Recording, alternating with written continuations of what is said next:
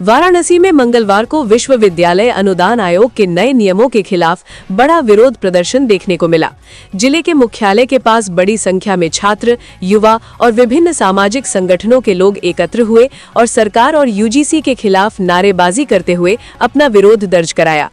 दोपहर के समय प्रदर्शनकारी मार्च करते हुए डीएम पोर्टिको तक पहुंच गए, जहां उन्होंने शांतिपूर्ण ढंग से धरना दिया और जिलाधिकारी को ज्ञापन सौंपने की मांग की। प्रदर्शनकारियों का कहना था कि यूजीसी द्वारा हाल ही में लागू किए गए नियम सामान्य वर्ग के छात्रों के हितों के खिलाफ है और इससे शिक्षा संस्थानों में सामाजिक तनाव बढ़ सकता है। प्रदर्शन में शामिल लोगों का आरोप है कि नए यूजीसी नियमों के तहत बनाई जा रही इक्विटी कमेटी और शिकायत तंत्र का दुरुपयोग कर निर्दोष छात्रों और शिक्षकों को निशाना बनाया जा सकता है।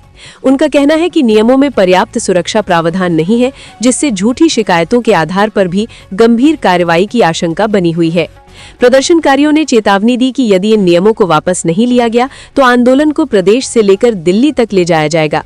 इस बीच यूजीसी नियमों को लेकर उठे विवाद का असर राजनीतिक स्तर पर भी दिखाई देने लगा है।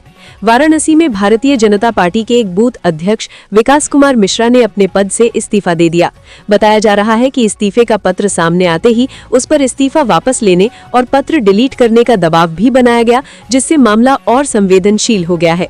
गौरतलब है कि यूजीसी यानी यूनिवर्सिटी ग्रांट्स कमीशन देश में उच्च शिक्षा को नियंत्रित करने वाली शीर्ष संस्था है, जिसकी स्थापना 1956 के अधिनियम के तहत की गई थी।